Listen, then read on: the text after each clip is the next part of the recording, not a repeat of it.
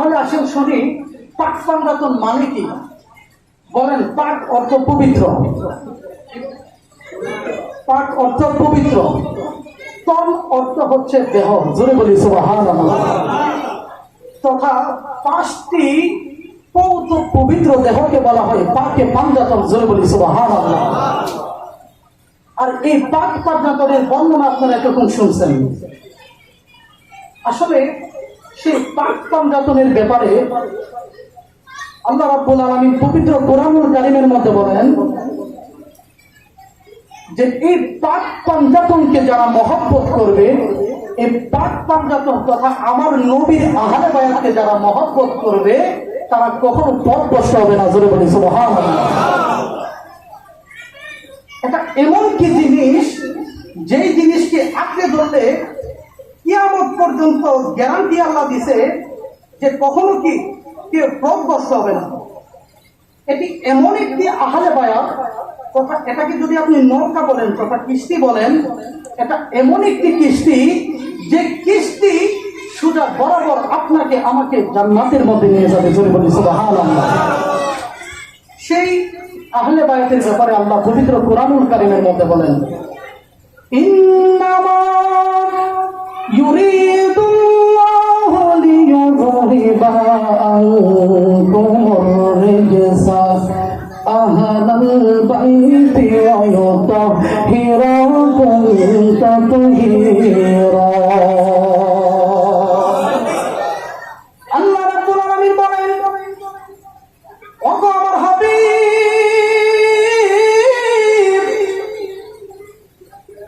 ইন্নামা ইউরিদুল্লাহ, আমি আল্লাহ চাই কেবল আপনার আহলে বায়াতকে পবিত্র করার জন্য, যদি বলি সুবহানাল্লাহ। আমি আল্লাহ চাই আপনি নবীর আহলে বায়াতকে কোনো অপবিত্রতা গ্রাস করতে পারবে না, ছুঁতে পারবে না। আল্লাহ রাব্বুল আলামিন বলেন, আমি আল্লাহ আপনি নবীর আহলে বায়াতকে পবিত্র করেছি, তাদেরকে আমি আল্লাহ পরিশুদ্ধ করেছি। আল্লাহ রাব্বুল আলামিনের হাবিব মুহাম্মদুর রাসূলুল্লাহ সাল্লাল্লাহু আলাইহি ওয়াসাল্লাম বলেন, দুনিয়ার মানুষ যারা তোমরা আমি নবীর আহলে বায়াতের মহব্বত করবে, আমি নবীর আহলে বায়াতকে তোমরা ধরে রাখবে। আল্লাহ নবী রাহমাতুল লিল আলামিন যেদিন তিনি বিদায় হজের ভাষণ যেদিন তিনি দিয়েছিলেন, আল্লাহ রাব্বুল আলামিনের ইশারায় তিনি বুঝতে পেরেছেন তিনি দুনিয়ায় আর থাকবেন না। যিনি পূজার পরে তিনি মুহাম্মদ সাল্লাল্লাহু আলাইহি ওয়াসাল্লাম সমস্ত সাহাবীদেরকে নিয়ে একটা মজলিস করেছিলেন, একটা মিটিং করেছিলেন। এই মিটিংটা ছিল আমার নবীর বিদায় হজের ভাষণ। এরপরে আমার নবী আর কোনো ভাষণ দেন নাই, বলি সুবহানাল্লাহ। সেই বিদায় হজের ভাষণের মধ্যে আল্লাহ রাব্বুল আলামিন বলেন, আকমালতু লাকুম দীনাকুম, এই ধর্মকে আমি আল্লাহ পরিপূর্ণ করেছি, এই ইসলামকে আমি আল্লাহ তাআলা পরিপূর্ণ করে দিয়েছি। এই ইসলামের মধ্যে আর কোনো অপরিপূর্ণ কিছু নেই। তথা এই কোরআন দিয়ে আল্লাহ নামাজ প্রতিষ্ঠা করেছেন, এই কোরআন দিয়ে আমার আল্লাহ ইসলাম প্রতিষ্ঠা করেছেন, এই কোরআন দিয়ে আমার আল্লাহ তাআলা এই জগতের মধ্যে ইনসাফ প্রতিষ্ঠা করেছেন আমার দয়াল নবীর মাধ্যমে। আমার দয়াল নবী মুহাম্মদ সাল্লাল্লাহু আলাইহি ওয়াসাল্লাম বলেন, দুনিয়ার মানুষেরা, আমি নবী দুনিয়া থেকে চলে যাওয়ার পরে তোমাদেরকে শূন্য রাখবো না। আমি নবী হইলাম রাহমাতুল লিল আলামিন, আমি নবী হইলাম খাতামুন নবিয়্যিন। আমি নবীর পরে পৃথিবীর মধ্যে যেহেতু আমার আল্লাহ কোন নবী দিবে না, উম্মতেরা রে, সাহাবীরা রে, আমি আল্লাহর নবী তোমাদেরকে এভাবে রেখে যাব না। আল্লাহর নবী রাহমাতুল লিল আলামিন বলেন, আজকের এই রেখে যাব, যারা দুইটা জিনিসকে আঁকড়ে ধরতে পারবে তারা কখনো পথভ্রষ্ট হবে না। এক নাম্বার বলেছিলেন, যারা পবিত্র কোরআনকে আঁকড়ে ধরবে পথভ্রষ্ট তারা হবে না। 2 নম্বরে বলেছিলেন, যারা আমার নবীর আহলে বায়াতকে মহব্বত করে আঁকড়ে ধরবে তারা কিয়ামতের আগ পর্যন্ত কোনোদিন ঈমান হারাবে না, জোরে বলি সুবহানাল্লাহ। বুঝতে পেরেছেন আহলে বায়াত কি? আল্লাহর নবী বলেন, আমার পরে আর কোন নবী আসবে না। বুঝতে পেরেছেন? আমার পরে আর কোন নবী আসবে না। এখন আমার পরে যে কোনো নবী আসবে না, অবশ্যই অবশ্যই আমি নবী তোমাদের জন্য নেতা নির্ধারণ করে দিব। আমি নবী তোমাদেরকে এমন একটা ঢাল, এমন একটা নৌকা দিয়ে দিব, যে নৌকার মধ্যে উঠলে জীবনে কোনোদিন তোমরা ঈমান হারাবে না। জোরে বলি সুবহানাল্লাহ। আল্লাহ নবী রাহমাতুল লিল আলামিন সমস্ত সাহাবীদেরকে বললেন, আরে আমার সাহাবী, আমি নবী রাহমাতুল লিল আলামিন দুনিয়া থেকে চলে যাওয়ার পরে তোমরা নেতা হারা হবে না, তোমরা তোমাদের লিডার হারা হবে না। আল্লাহ নবী রাহমাতুল লিল আলামিন বলেছিলেন, সেই দিন আমার নবীর সামনে ১৬ লক্ষ সাহাবী ছিলেন। বলি সুবহানাল্লাহ। সমস্ত সাহাবীদের মধ্যে আল্লাহ নবী রাহমাতুল লিল আলামিন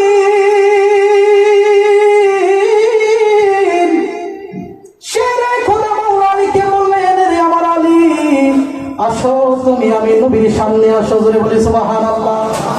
আল্লাহ নবী শেরে খোদা আলীকে তার নিকটে নিয়ে আসার পরে শেরে খোদা আলীর হাত আমার নবী হুজুর হাত তাদের এভাবে ধরছিলেন। বলি সুবহানাল্লাহ। সমস্ত সাহাবীদের সামনে এভাবে ধরে রাখতেছিলেন। এই পৃথিবীর সাহাবীরা মান কুনতু মাওলা ফাহাদা আলীউল মাওলা। জোরে বলি সুবহানাল্লাহ। হইব না? জোরে বলি সুবহানাল্লাহ। আল্লাহ নবী রাহমাতুল লিল আলামিন বলেন, এরা পৃথিবীর মানুষ, মান কুনতু মাওলা, এতদিন আমি নবী ছিলাম তোমাদের অভিভাবক, তোমাদের নেতা। আমি নবী রাহমাতুল লিল আলামিন যেদিন এই পৃথিবী থেকে চিরদিনের জন্য আমি পর্দা নেব, আমি নবী তোমাদের সামনে থাকবো না। আমি এতদিন ছিলাম মান কুনতু মাওলা, তোমাদের মাওলা। আমি নবী যাওয়ার পরে আমার পরে তোমাদের মাওলা হলো শেরে খোদা আলী।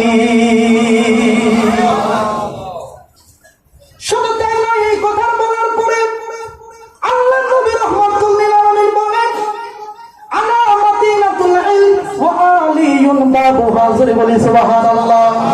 আল্লাহ নবী রাহমাতুল লিল আলামিন বলেন, রে পৃথিবীর মানুষ, আমি নবী হইলাম ইলমের শহর। আমি নবী কি? জোরে বলেন না, ইলমের শহর।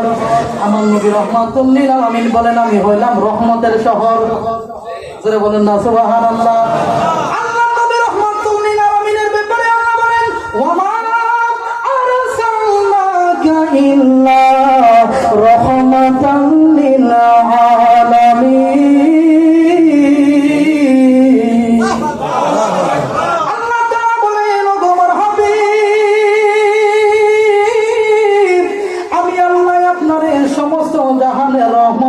বানাইলাম।